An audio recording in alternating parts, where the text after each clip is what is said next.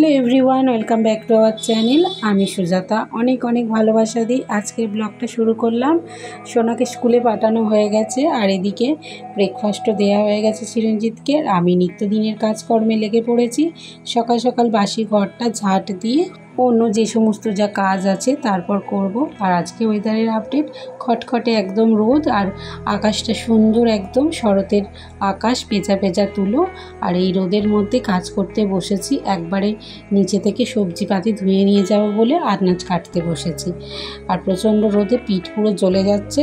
জ্বলে যাক, কিন্তু এই রোদে বসতে আমার খুব ভালো লাগে, কারণ আমার একটু গা হাত ব্যথা ট্যাথা থাকলে মনে হয় যে একটু রোদে বসলে আরাম পাই। শরীরে রোদে লাগানোর জন্যই বসেছি একটু রোদে বসে আনাজটা কাটতে। অনেকে বলে মাথা ব্যথা ঘুরছে, আমার ওসব কিছু হয় না। মনে হয় রোদে বসে একটু কাজ করতে ভালোই লাগে। যতই রোদ হোক, পিঠে ব্যথা থাকলে, কোমরে ব্যথা থাকলে একটু রোদে বসলে বেশ নিজেকে চাঙ্গা চাঙ্গা মনে হয়। তারপর তো স্নান টান করলে আবার ফিট হয়ে যাবে। আমি তোমাদের সাথে সারাদিনের কাজকর্ম, দুপুরের রান্না বান্না কিছুটা তুলে ধরি। বেসিক্যালি আমি তোমাদের কাছে দুপুরের লাঞ্চের থালি পরিবেশন করি। বাঙালি লাঞ্চ থালি, আমার লাঞ্চের থালি যাতে সমস্ত দেশের কাছে চলে যায়, বাঙালিরা কীভাবে রান্নাবান্না করে, বাঙালি লাঞ্চ থালি। আর সত্যি কথা বলতে কি, বাঙাল বাড়ির রান্নাই তোমাদের সঙ্গে শেয়ার করি। বাঙাল বাড়িতে কি দুপুরের লাঞ্চের মেনু হয় সেটাই তোমাদের সাথে শেয়ার করার চেষ্টা করি। প্রতিদিন এখন আপাতত হয়ে উঠছে না, তাও যতটা সম্ভব হয় করে উঠি।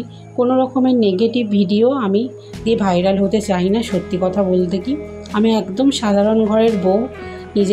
নিজের লাজ শরম যতটা বজায় রেখে, যতটা তোমাদের সামনে তুলে ধরতে পারি, নিজের ঐতিহ্য, বাঙালিদের যতটা ঐতিহ্য তুলে ধরতে পারি, সেগুলো নিয়েই তোমাদের সাথে এগিয়ে যেতে পারি। এতটা সাপোর্ট করার জন্য অনেক অনেক ভালোবাসা। আমার চ্যানেলকে মনিটাইজ করার জন্য অনেক অনেক ধন্যবাদ। তোমরা এইভাবে পাশে থাকলে অনেক দূর পর্যন্ত এগিয়ে যেতে পারবো। সকালবেলা লুচি ভেজেছিলাম, কড়াটা আর ধুইনি, সেই কড়ার মধ্যেই তরকারি বসিয়ে দিচ্ছি। বাঙাল বাড়িতে যতটা সাশ্রয়ভাবে কাজ করা যায় ততটাই শ্রেয় হয়। মানে যারা গৃহস্থালির কাজকর্ম করে, একদম গৃহবধূ, চেষ্টা করে যতটা সংসারে সাশ্রয়ভাবে কাজ করা যায়।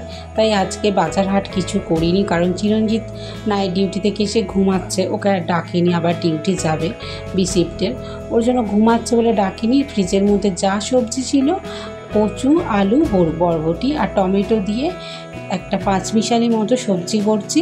আর করব থোড়ে চচ্চড়ি করব ডাল দিয়ে, এটা দিয়েই হয়ে যাবে। দুপুরবেলা চেষ্টা করে একদম স্বাস্থ্যসম্মত খাবার দেওয়ার, কারণ বাঙালিরা সবসময় তেলে ঝালে অম্বলেই থাকে। আমি চেষ্টা করি যাতে সুস্থ স্বাভাবিকভাবে জীবনযাত্রা লিড করার। তার জন্য এই সমস্ত খাবার, বাঙাল বাড়িতে এই সমস্ত খাবার তো হয়েই থাকে। একদম এই থোড় অনেকে রান্না করতে চায় না, কাটার ভয়ে থোড় মোচা, আমি সমস্ত রান্না করতে পারি।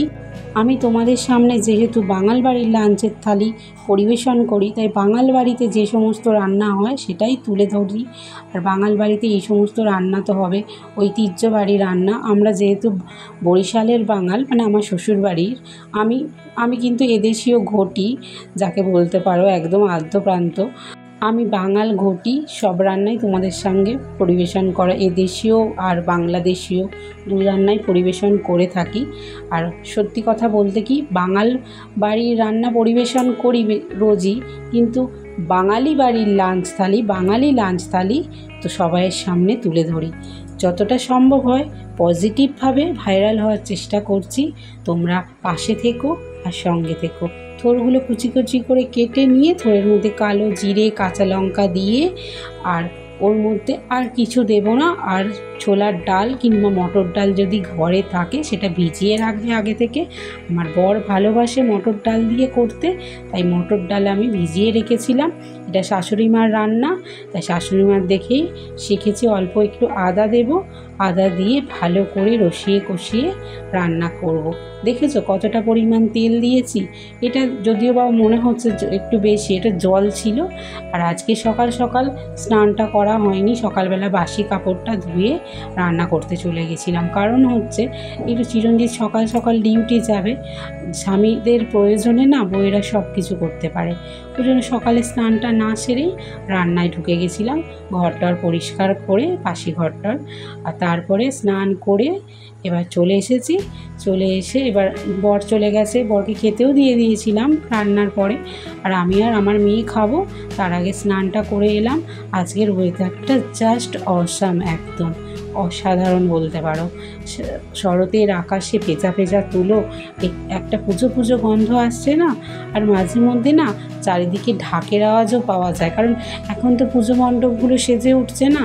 আর মাঝে মধ্যে আবার কারেন্টও চলে যাচ্ছে, জানো, ভোরবেলার দিকে প্রতিদিন কারেন্ট চলে যাচ্ছে, কিন্তু কিছু করার নেই। এখন পুজোর সময় প্যান্ডেলে প্যান্ডেলে সব কারেন্টের ব্যবস্থা করা হচ্ছে, ওর জন্য মনে হয় কারেন্টগুলো চেক করে, ওই জন্য কারেন্টটা চলে যাচ্ছে।